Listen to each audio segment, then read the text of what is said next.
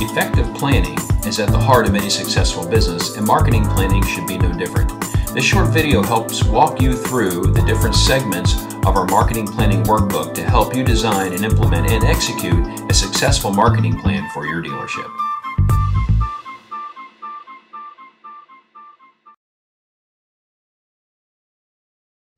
I wanted to take just a few minutes and review some of the features that you'll see on the Marketing Planning Workbook that you've downloaded from the website or are about to download from the website.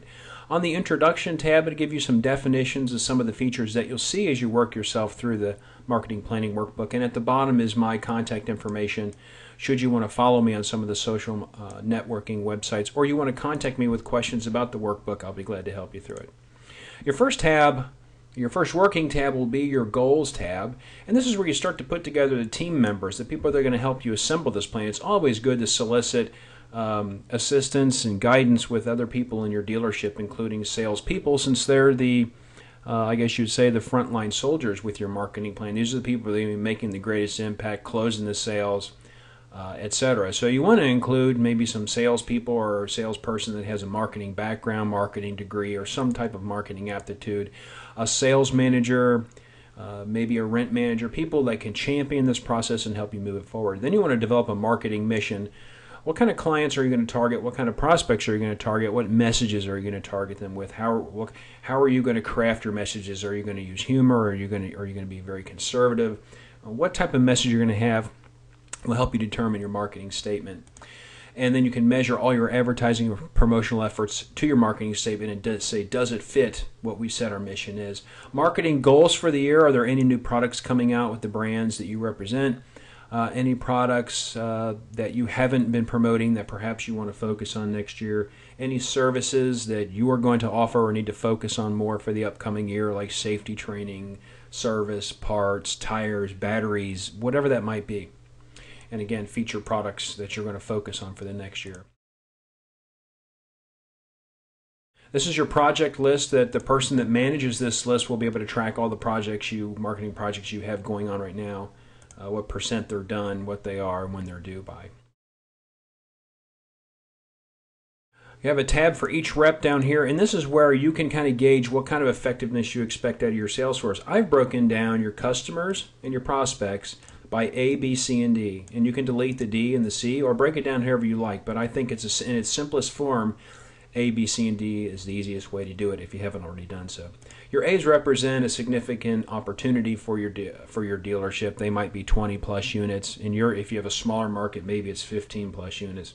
And you want to go through here and assign, how many of these accounts does Rep A, we're focusing on Rep A, have? How many of these do they have? Does this person have customers? They've got 4 A customers,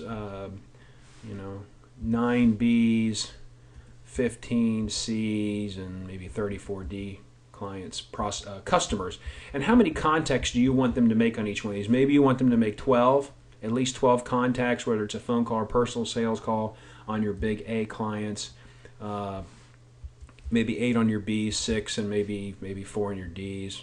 Maybe 2 on your D's. I don't know. It depends on where you want to put back to your goals and your mission, etc. What are you going to focus on next year?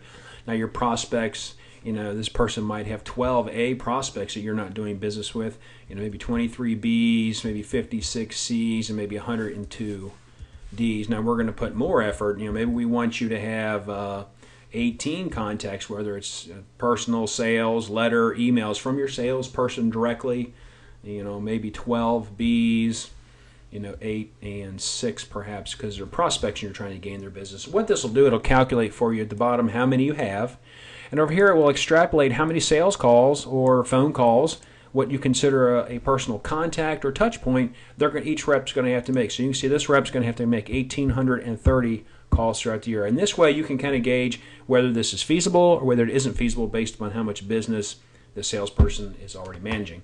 And I put one together for each and every one of your reps, up to 10. I can add more if you don't know how to do it. And at the end, it will combine them and tell you what you can expect out of your sales force. Again, it is already plugged in how many you said you want to make each person to each contact. And then over here, it's already tallied up how many of each you have throughout each of the spreadsheets that you filled in. So since we've only done this one rep, we've got 1,830 sales calls that your sales force. So this will give you, so far you've calculated what kind of impact and what kind of awareness your sales force can generate using personal sales calls or phone calls to help promote your dealership. And what you're probably going to find is they're not going to create the kind of awareness that you need to have that top of mind awareness, so that when that person has a need, you're going to be one of the top 2 or 3 in their mind that they give the opportunity to earn the business. Rep to have maybe a top 10 or 20 contacts, or should I say prospects and customers that represent, number 1, the bulk of your business, and number 2, the greatest opportunity with regards to prospects, the greatest opportunity for your dealership. And do some really unique marketing to these people, but identify them, how often you're going to contact them.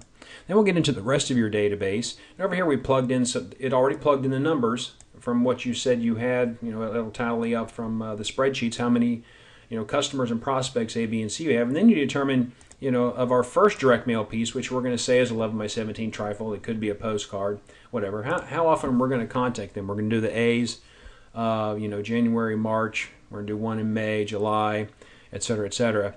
And the B's, same thing. And we get down to the C's and D's. Our customers, maybe we're going to contact them a little less. Maybe down here with the prospects, the A's, we're really going to hit them once a month with this direct mail piece, because we really want to create some awareness with them.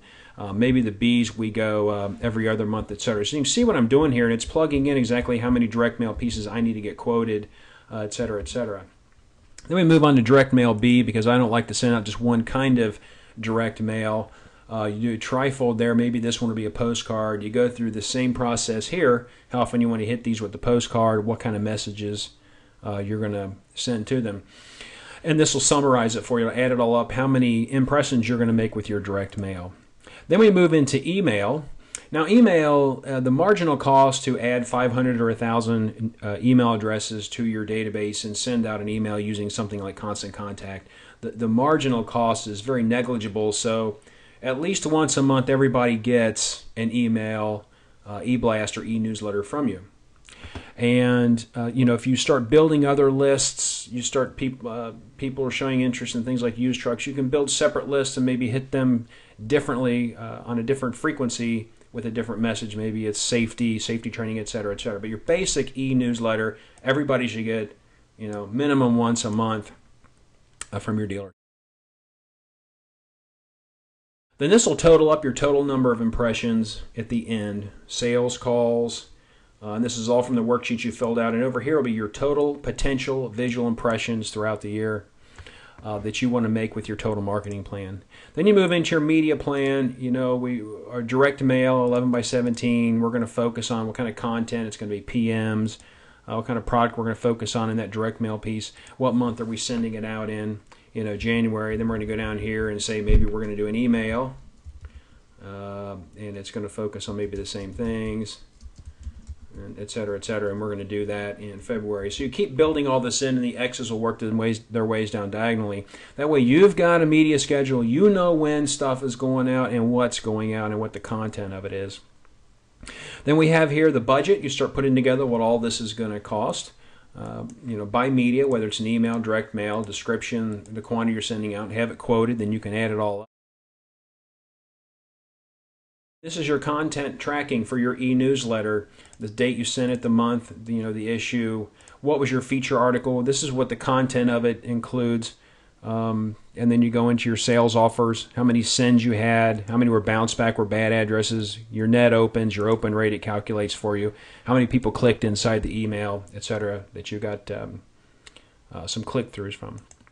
And then your lead tracking, as people call or inbound calls come in from your email news alerts or your direct mail, somebody can track who it was, what the special was, what media it came from, and who you handed it off to. Then you can follow up in sales meetings on status and what has transpired with these.